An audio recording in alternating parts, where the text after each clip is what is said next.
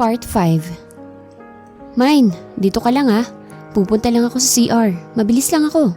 Paalam ni Gerard kay Nadia bago tumayo sa kinauupuan nitong Celia. Okay, I'll wait for you here. Sagot ni Nadia bago tuluyang makaalis si Gerard papuntang CR. Nang mawala sa paningin ni Nadia si Gerard ay inilabas naman niya ang kanyang cellphone at saka nag-scroll sa kanyang social media account. Well. Nandito palang babaeng lumandi kay Gerard. Anong pakiramdam na naagaw mo sa akin ang lalaking mahal ko? Masaya ka ba na inagawan mo ng amang magiging anak namin? Tumayo siya sa kanyang kinauupuan at saka nag-cross arms sa harapan nito habang nakaismid. Actually, ano nga bang pakiramdam nun? It was like I won $1 million sa isang loto. And take note, masaya din. Poor Zoe, hindi pinili. Nakangiting sambit niya dito habang naiiling. You bitch! Malakas na sigaw nito na halos ikalingon ng mga taong kasalukuyang kumakain sa naturang restaurant na kinaroroonan nila at aktong sasampalin na sana siya pero mabilis niyang napigilan ang pag-igkas ng kamay nito. Don't you dare! I'm warning you, Zoe.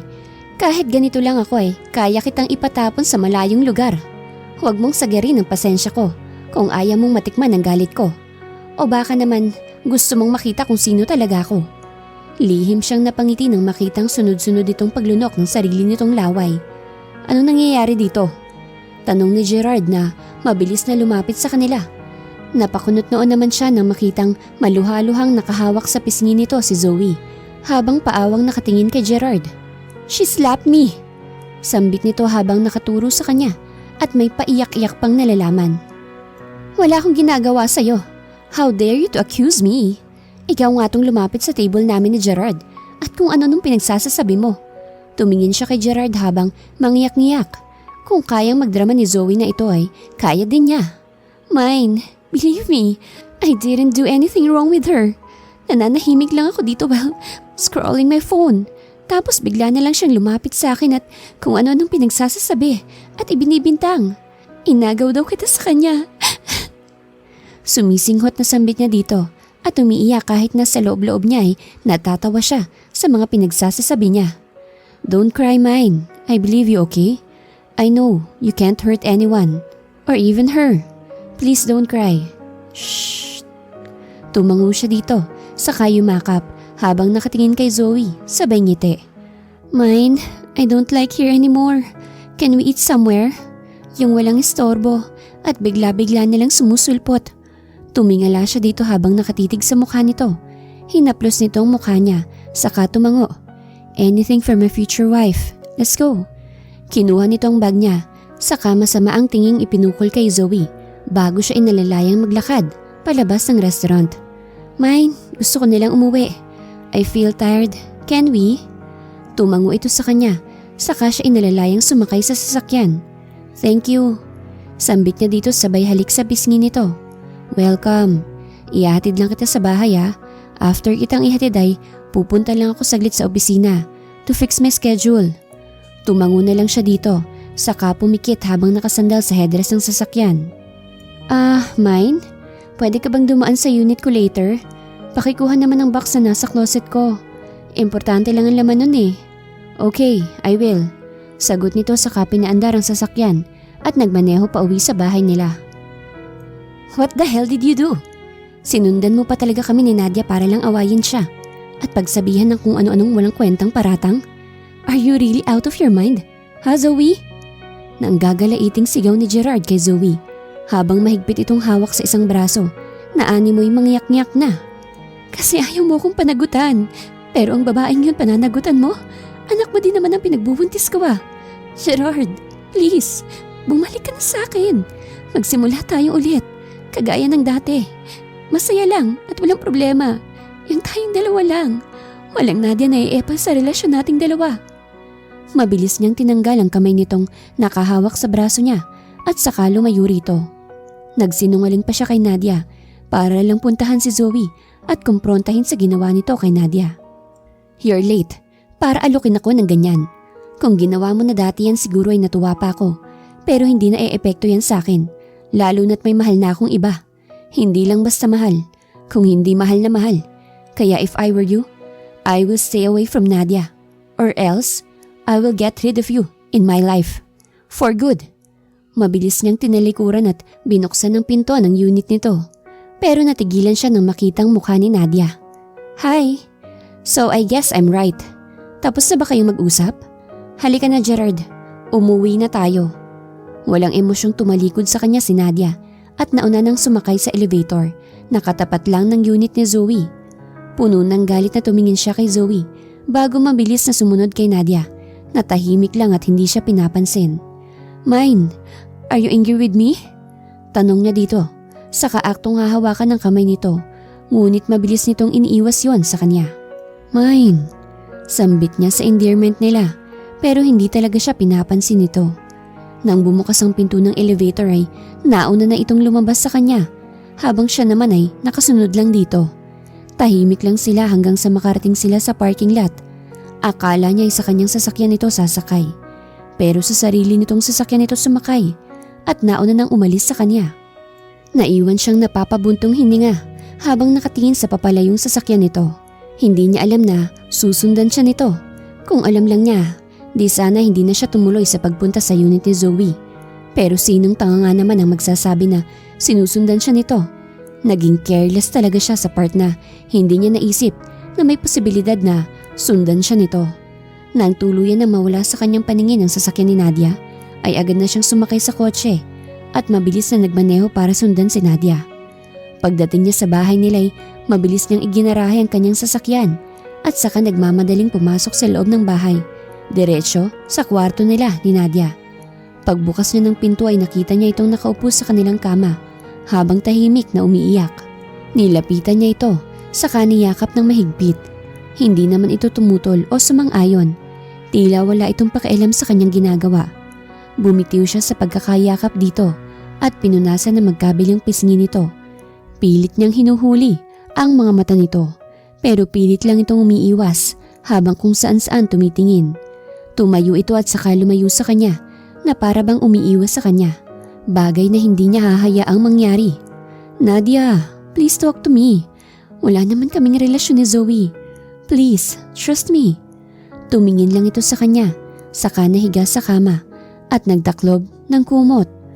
Lumapit siya sa tabi nito at inalis ang kumot sa katawan nito bago niya ito tinunghayan habang ito naman ay wala pa ring imik. I love you so much. Please trust me with this matter. Promise, I will fix it as soon as possible. Saad niya dito, sabay halik sa labi nito bago siya lumabas sa kwarto nila. Napapabuntong hininga naman si Nadia habang nakatingin sa pintong nilabasan ni Gerard. Hindi naman niya ginusto na masaktan o kahit na ano pa. Hindi din niya ginusto na magalit o magtampo kay Gerard. Bumuntong hininga siya at saka naupo sa gilid ng kama. Bahagya lang siyang napatingin sa may pinto ng kwarto nang marinig ang pagbukas nun. Mine, here's your food. Sinulyapan niya ang mga pagkaing dala nito pero bahagya lang siyang napatingin doon. Naiinis siya dahil hindi niya kayang magalit ng matagal kay Gerard, lalo na kapag nakikita niya itong malungkot nang dahil sa kanya. Pakilapag na lang dyan. Wala pa akong ganang kumain. Saad niya dito, saka pumihit ng higa sa kabila. Pinakiramdaman niya si Gerard na inilapag ang tray sa bedside table at naglakad palapit sa kanya. Dapat pa nga siyang magpasalamat dito dahil siyang pinili nitong panagutan, hindi kagaya ni Zoe na hindi pinili. Mataman siyang tumingin kay Gerard nang mahiya ito sa kama at saka tumagilid at humarap sa kanya. Bahagya nitong hinaplos ang kanyang pisngi habang nakatitig sa kanya na animoy malungkot na malungkot. Do you love me? Tanong nito sa kanya na mabilis niyang tinanguan bilang sagot sa tanong nito. Then trust me because I can't hurt you. Not like what is on your mind. Ikaw ang mahal ko. At ikaw ang pinili ko. Hindi ka dapat basta-basta naniniwala sa mga pinagsasasabi ni Zoe. Trust me. Sa ilang salita nun ay iisa lang ang totoo. Muli siyang tumango dito, sabay yakap sa katawan nito na alam niyang pagpepiyasahan ng mga babae kapag nakita itong nakahubad sa harap ng mga ito. I love you too so much. I'll trust you. Kaya please don't hurt me.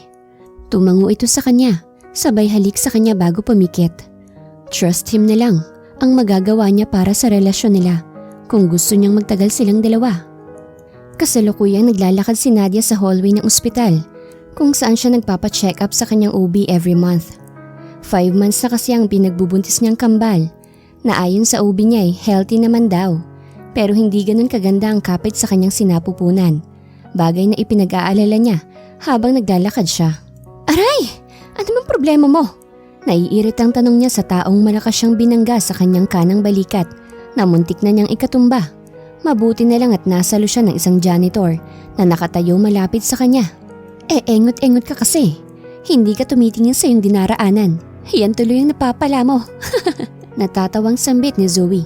Nakasalukuyang nakataas ang isang kilay habang nakatayo naman sa tabi nito ang chaperone nito. If I know, sinadya mong banggain ako. Oo nga naman. Kapag nga naman may nangyari sa dinadala ko makikinabang ka. Like makukuha mo si Gerard. Am I right, Zoe na higad?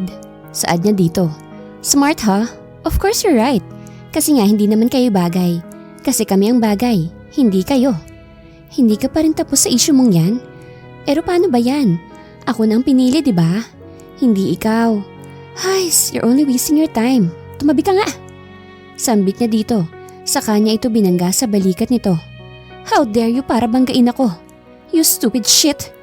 Sigaw nito saka siya mabilis na hinila sa buhok. Bagay na hindi niya napaghandaan. Aray! Bitawan mo ako! Ano ba? Baliw ka na talaga, Zoe. Bitawan mo sabi ako Sigaw niya habang pilit na tinatanggal ang mga kamay nito sa kanyang buhok. Dapat talaga sa inyong mag-iina ay mawala na. Bakit kasi hindi ka pa napuruhan ng mabaril ka na Lester na yon? Saad nito habang hindi siya binibitawan. Ikaw dapat ang mawala at hindi kami ng mga anak ko. Isa kang higad na Makate. Sagot niya dito. Saka ito binigyan ng isang suntok sa mukha na ikinalayo nito sa kanya. Best, dumudugo ang gilid ng labi mo. Sambit dito ng kasama nitong chaperon na mabilis naglabas ng tissue at binigay dito. Ang lakas ng loob mong suntukin ako. Wala pang makakagawa sa akin ng ganito, kaya pagbabayaran mong ginawa mo sa akin. Halos manlaki ang mga mata niya nang malakas siyang itulak nito sa pader. Aray! Daing niya habang sapo ang kanyang tiyan. Parang biglang tumigil ang oras nang makita niyang dugo na dumadaloy sa kanyang binti. Ang mga baby ko! Sambit niya habang lumuluhang nakatingin sa kanyang binti. Oh gosh! Mrs. Francisco! Ano nangyari sa inyo? Nurse, get the stretcher. Hurry up! Utos ng kanyang OB, nakalalabas lang galing sa kung saan. Mabilis namang umalis sina Zoe na mukhang nabigla din sa nagawa nito sa kanya. Dok, ang mga baby ko! Please, iligtas mo sila. Umiiyak na sambit niya dito habang inaalalayan siyang humiga sa stretcher. I will. Sagot nito bago siya nawala ng malay. Abala sa trabaho sa kanyang opisina si Gerard nang makatanggap ng tawag mula sa OB ni Nadia. Hindi kasi niya nasamahan ito ngayong araw dahil sa dami ng mga nakatambak niyang trabaho. Maging ang kasal nga nila ni Nadia kahapon ay minadali na rin nila bago pa maisipang manggulo ni Zoe. Doc, napatawag ka. How's my wife and our babies? Nandyan pa ba siya ngayon kasi? Sorry if I disturb you, Mr. Francisco, but you need to be here right now. Your wife needs you. And about the babies? Let's talk about it later kapag nandito ka na. Hurry up. Mabilis siyang tumayo sa kanyang swivel chair at saka diretsyong lumabas sa kanyang opisina. Okay, I'll be there in minutes. Paalis na ako rito. Please, take care of my wife and our babies. Pagkasabi nun ay ini-off na niya ang kanyang cellphone at saka halos maglakad-takbo na palabas ng gusaling pinagtatrabahuhan niya. Sigurado siyang may hindi magandang nangyari sa kanyang mag-iina kaya siya tinawagan ng OB ni Nadia. Pagdating niya sa parking lot ay mabilis siyang sumakay sa kanyang kotse at halos mag-overspeeding na para lang mabilis na makarating sa ospital na kinaroroonan ni Nadia. Wala pang 15 minutos ay narating na niya ang ospital. Nagpapasalamat siya dahil hindi traffic ngayong araw kaya mabilis niyang narating ang ospital na hindi naman sobrang layo sa kanyang opisina. Doc, where's my wife? Is she okay? Where is she? Sunod-sunod niyang tanong sa doktor na kalalabas lang sa emergency room. She's fine. Sagot nito sa kanya. How about the twins? Are they safe? Ano ba kasing nangyari? Bakit kasi nasa emergency room ang asawa ko? Tanong niya dito habang hindi mapakali at puno ng pag-aalala sa kanyang asawa. Malungkot itong umiling sa kanya na halos ay ikalaglag ng mga luha niya. You mean, wala nang mga anak namin? Paano nangyari yun? Di ba healthy naman sila? Tanong niya dito habang nakasabunot sa kanyang buhok. Masyadong malakas ang pagkakatulak kay Nadia, dahilan para duguin siya. I'm sorry Mr. Francisco, but we did everything just to save them. Pero wala na eh. Puno ng galit niyang sinuntok ang pader, dahilan para dumugo ang kanyang kamao. Who pushed my wife? Tell me. I will make sure na pagbabayaran niya ang ginawa niyang pagtulak sa asawa ko. Galit na galit niyang tanong dito. Idinescribe naman ito sa kanya ang itsura ng tumulak kay Nadia na napag-alaman niyang si Zoe. Ayon na rin sa pagkakadescribe ng doktor dito. Take care of my wife. I will be back later. May tatapusin lang akong gulo. Saad niya dito, saka mabilis nitong iniwan. Bukod sa galit na nararamdaman niya ay nag-aalala din siya para kay Nadia. Alam niyang masasaktan ito ng sobra kapag nalaman nitong wala na ang mga anak nila. Kung siya ay nasasaktan, si Nadia pa kaya na 5 buwan na dinalang kambal sa sinapupunan nito. Sana lang talaga ay kayanin ng kanyang asawa kasi siya ang labis na masasaktan kapag nakikita itong masasaktan at umiiyak. Paglabas niya sa ospital ay agad siyang sumakay sa kanyang sasakyan at mabilis na pinaandar patungo sa babaeng naging dahilan ng pagkawala ng kambal nila ni Nadia. Pagdating niya sa condominium kung saan nakatira si Zoe ay halos magdilim ang paningin niya sa kaalamang umalis din ito agad matapos kunin ang mga gamit nito. Shit! Humanda ka sa akin Zoe kapag nakita kita. Bulong niya habang naglalakad palabas ng condominium. Kundi lang niya kailangan na bumalik sa ospital ay malamang nahanapin niyang babaeng yon para pagbayarin sa ginawa nito sa kanyang mag-iina.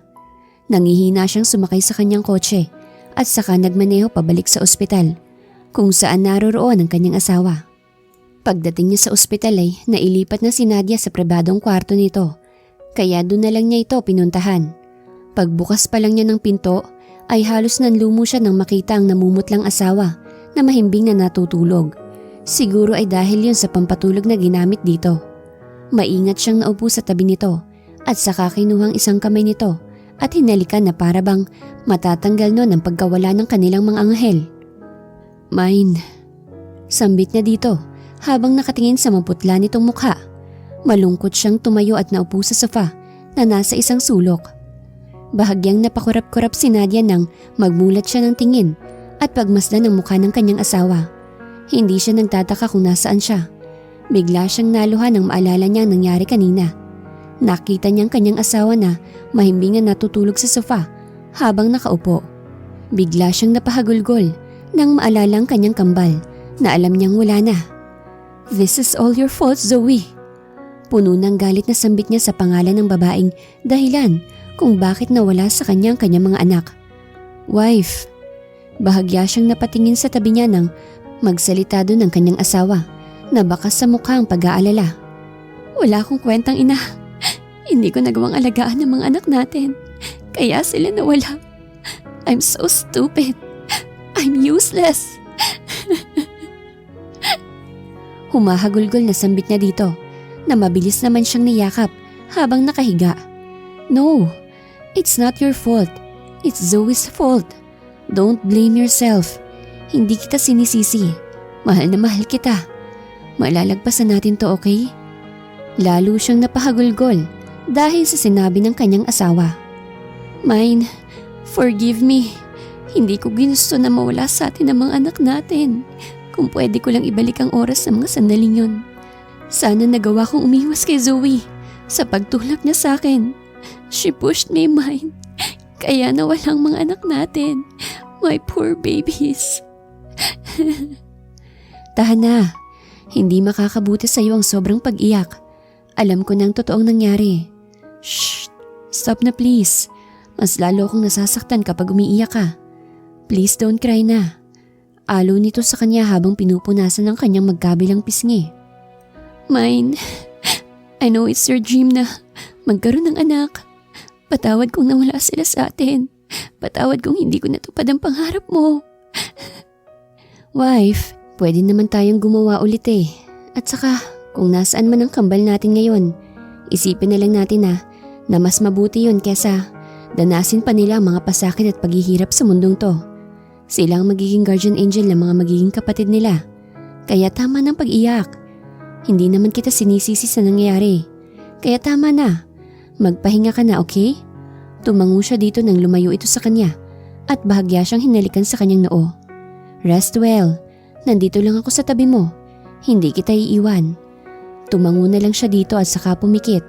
Naramdaman pa niya ang pag-aayos nito ng kumot sa kanyang katawan at dinampian siya ng halik sa kanyang labi bago siya tuluyang makatulog.